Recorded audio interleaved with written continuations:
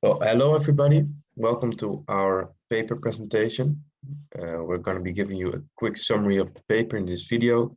That way it will be possible for you to rewatch this video later on, and we hope to, in this way, grab your attention.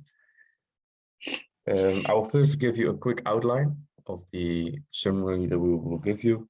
We will start off by discussing the research goal. Then we will go over the different research lenses that were used by this paper by Sonenshein. Next, we will discuss the different types of employee responses and the classification narratives that were used. And we will end our summary with the model and the dimensions. So, when summarizing this paper by Sonenshein, published in 2010, we have to first introduce the motivation behind writing this article. Sonenshein found that managers very often tell confusing, ambiguous narratives about the process of change that an organization goes through, while also telling narratives by expressing the way on how the organization stays the same. With the consequences of this being an awkward, simultaneous freezing and unfreezing phase inside the employee's attribute to the organization that will slow down both progress and strategic change. So Sonenshein's article takes a well-known three-stage theory from Lewin as a base. We've all know this theory. It's in the right down corner, the well-known unfreeze, change, refreeze theory. This means unfreezing, changing, and freezing again to accomplish certain changes inside an organization. Even though Sonenshein acknowledges the value and accuracy of this article, he also sees some limitations. To be precise, two limitations. These two limitations are the focus on predominantly positive meanings on change instead of both positive and negative. And the three-stage theory overlooks the perspective and responses of recipients of the change. You could say he thinks that the model is both too one-dimensional and also misses the dynamic interplay between the participants. Actual change is active, lively, and full of responses. Actual change requires a dynamic interplay between employees and managers and a coherent construction on the meaning behind the change. Change is not linear and includes lots of feedback and corrections. This leads to the motive behind this research. Sonenshein wants to incorporate these two constructions and create a wider breadth of meaning and the implications that occur during organizational change. Better yet, structural change. This field study by Sonenshein aims to bring forward the process of managers constructing new meaning through progressive and modern narratives, which include new meanings and change. And by making these narratives dynamic, which means, as previously mentioned, that the change itself is not static, it consists of progressive and stability narratives which will maintain a more active interplay between managers and employees when it comes to the achievement of the organizational change.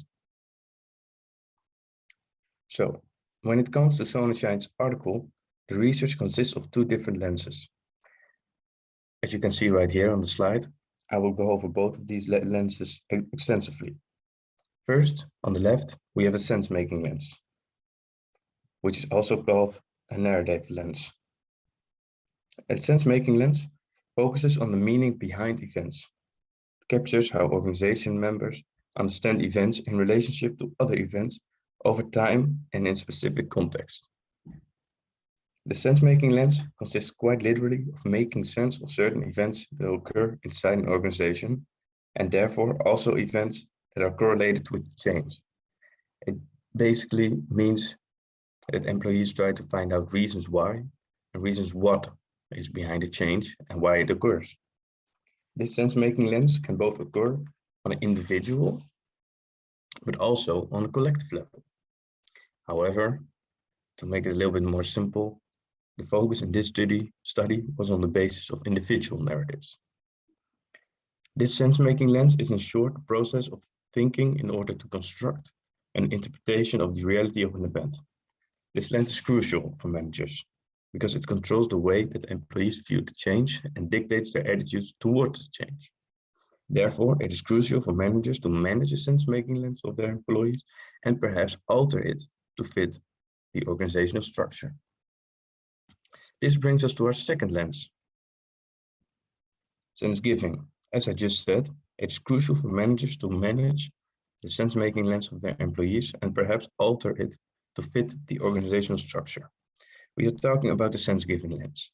This lens incorporates the process of individuals trying to influence the sense-making of others.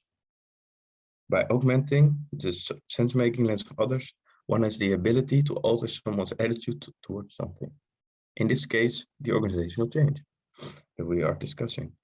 This dynamic interplay between the sense-making, which is the shaping of our own understanding, and the utilization of the sense-giving tool, which is the practice of influencing others' understanding, this will create a dynamic interplay which results in an outcome with a collective meaning inside an organization with regards to the planned strategic change. Okay, so according to the article, they did a narrative and a content analysis for their research. And the first one focused on the rich use of discourse embedded in context and emphasizing how experiences are interpreted. Content analysis is a technique for understanding the factors that explain the differences in interpretations. In this article, retrospective and real-time data were used, and they had different types of data sources, such as interviews, documents, surveys, and observations. So the research had 3 types of employee narrated responses. The first one is resisting. They found a significant negative and an insignificant negative outcome. I will dive deeper into this later. They also found a championing type, which is a significant positive.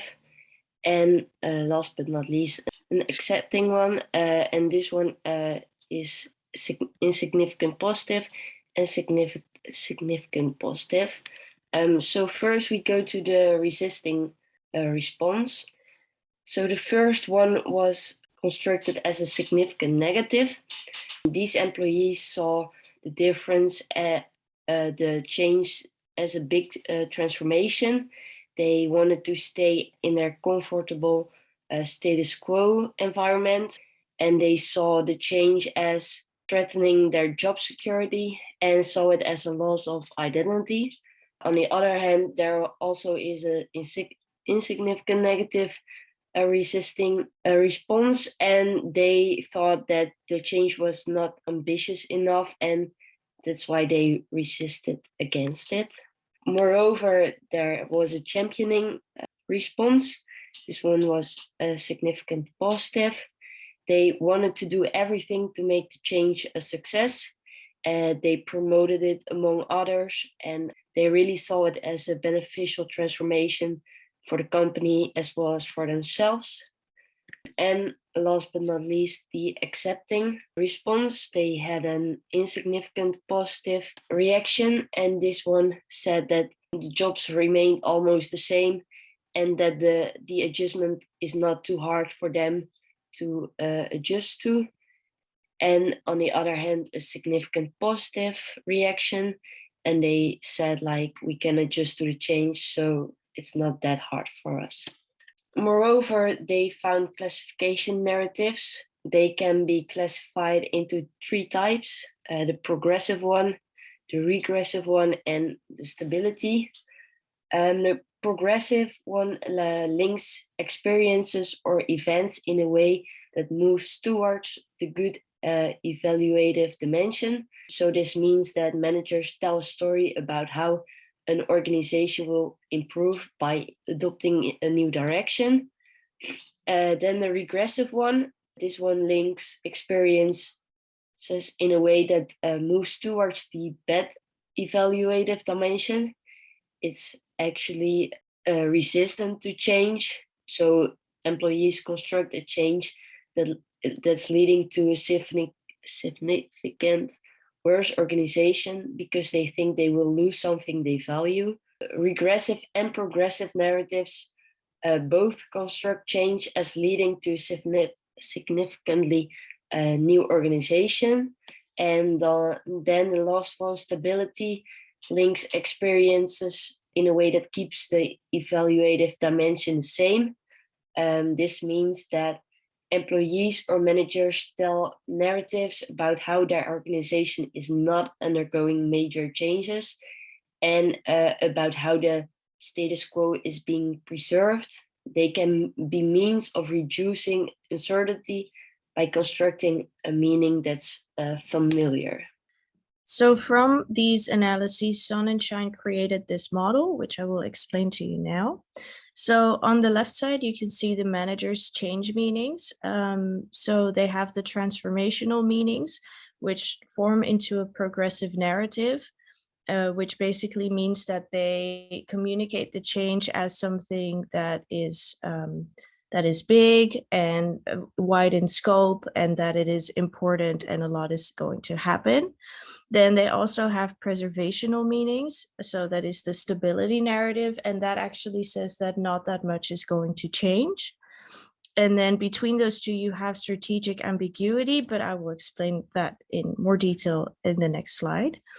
So then we have the funnel, and the funnel is basically the moderator that moves from sense giving to sense making. So time period and local context have an influence on how the employees give meaning to the change message that was given by the managers. So on the right, you can see the employees change meanings, which comes into a matrix of 4 possible outcomes.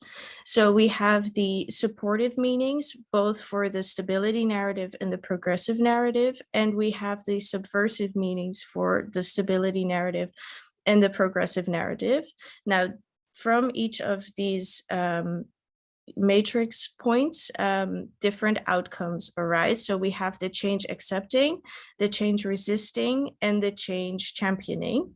So as you can see, that subversive meanings always lead to change resisting, and supportive meanings always lead to change accepting, with the progressive narrative and the transformational meanings with supportive meanings always ending up with change championing. So when it comes to the different dimensions that we find in this model, we have the preservational, transformational. So preservational is when we preserve existing meanings about an organization. So this is linked to the stability narrative, or what they used previously in the research, the insignificant change.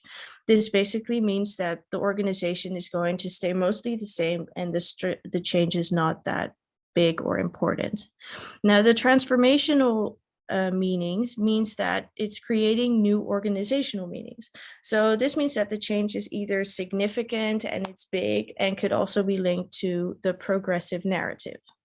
Now, what I mentioned before is that managers in their narratives use the intentional strategic ambiguity. So that means that they push both narratives, so both the preservational and both the transformational narratives. Now, you would wonder, why would a manager say 2 different things? That is to promote unified diversity. And unified diversity is what happens when employees and managers have multiple interpretations of the change while believing that they agree on meanings. So this means that by pushing both the preservational and the transformational narrative, they can appeal to employees who are looking for stability, and also at the same time appeal to employees who are very open and accepting to significant change. Now, on the other side, we have the supportive and subversive dimension. So supportive means that it is consistent with managerial intentions, so that the employees' meanings support the meanings that were given to them by the managers. And subversive meaning that they're undermining the managerial views so that they disagree with the meanings that the managers gave to them. Now, this leads to the change resistance and acceptance that I explained before. So both for the progressive and the transformational narratives, you can have either supportive or subversive meanings. So The little funnel that was between the manager's side and the employee's side was indicating time period and local context. This is because in the research, they found that local context and time period have an influence on which type of meanings were found in which types of employees. Local context being whether the employee was in a converting store or a store that was not selected for conversion, and time period indicating to when in the change this happened. So either early on in the change or later on in the change. So what they found is that for employees in converting stores, early on in the change, the meanings that were given were insignificant or were mostly focused on stability. So when they were talking to employees, the employees indicated that, well, not that much is going to change from what I understand. Then later on in the change, that's when the converting stores employees mostly gave transformational meaning. So where they indicated that the change was quite big and wide in scope and would change a lot to their status quo. Now, this could be both positive and negative. On the other hand, in non-converting stores, they found that later on in the change, most of the employees indicated that they have subversive meanings, so that they indicated the change to be a bad thing, whether this was either progressive or preservational or transformational. This was mostly because the people in the non-converting stores later on into the change felt like, oh, this is not good for my job stability because these other stores are being changed and our stores will probably be discontinued. Well, thank you very much for listening to our summary. And now we move on with the rest of our presentation.